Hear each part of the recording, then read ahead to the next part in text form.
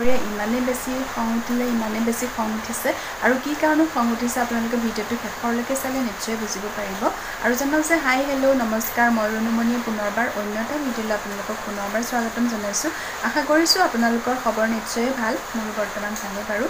আৰু যিসকল বন্ধু বান্ধৱীয়ে আজি মোৰ চেনেলত নতুনকৈ ভিজিট কৰি আছে প্লিজ আপোনালোকে চেনেলটো ছাবস্ক্ৰাইব কৰি নটিফিকেশ্যনৰ ঘণ্টিটো অল কৰিবলৈ নাপাহৰিব তেনেহ'লে বলক আমি ভিডিঅ'টো মাজলৈ যাওঁ সকলোৱে মিলি যাব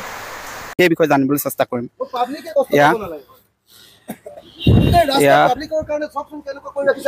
আপুনি নিজে এবাৰ খোজকাঢ়ি যাওকচোন এইটো ৰাস্তাত মানুহ থাকিব পাৰে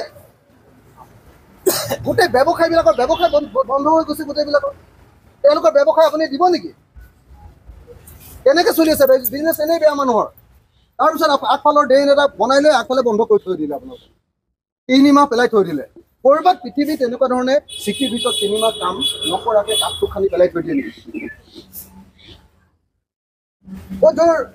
ये लगाया है ना 2 रॉड लगाया है ये रॉड भी टूट जाएगा ना कितना दिन हो गया है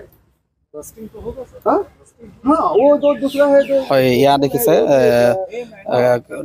ধমক দিয়া পৰিলক্ষিত হৈছে ইয়াত অভিযন্তাক মই ইয়াত যিয়ে নহওক বিধায়ক অখিল গগৈৰ পৰা জানিব বিচাৰিম একদম নহব দাদা কি আচলতে ইয়াত পথটো অতি নিম্নমানৰ আৰু মানে যিটো বিজি ৰোডটোত আমি 221 না 121 121 কোটি টকা আমি বিজি ৰোডটোত অসম মালাৰ অধীনত দিছোঁ ইয়াত এজন ঠিকাদাৰে কাম পাইছে ঠিকাদাৰজনৰ নাম কি আছিলে শিৱা হাৰলালকা নামৰ এজন ঠিকাদাৰে ইয়াতে কাম পাইছে তেওঁ আগতে এই নেশ্যনেল হাইৱেটোৰ কামো লৈছিলে আধৰুৱা কৰি আকৌ এৰি দিলে এতিয়া আমাৰ এই কামটো আজি 2.5 বছৰ হৈ গ'ল তেওঁক 2 বছৰৰ দায়িত্ব দিয়া হৈছিল 2 বছৰ শেষ কৰিব লাগিছিলে মাৰ্চ মাহৰ ভিতৰত শেষ কৰিব লাগিছিলে এতিয়া 2.5 বছৰৰ পাছত তেওঁৰ ফিজিকেল প্ৰগ্ৰেছ কিतना হোৱা হে 14.24% 14% তেওঁ যিটো শেষ কৰিব লাগিছিলে 5 মাহৰ আগত তো সেইটো তেওঁ আজি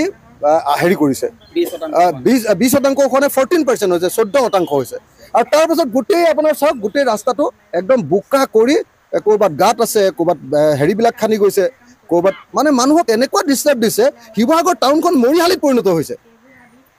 মানুহ শান্তিত থাকিব নোৱাৰিছে বিজনেছমেনৰ গোটেই ব্যৱসায় বৰবাদ কৰি দিছে সিহঁতি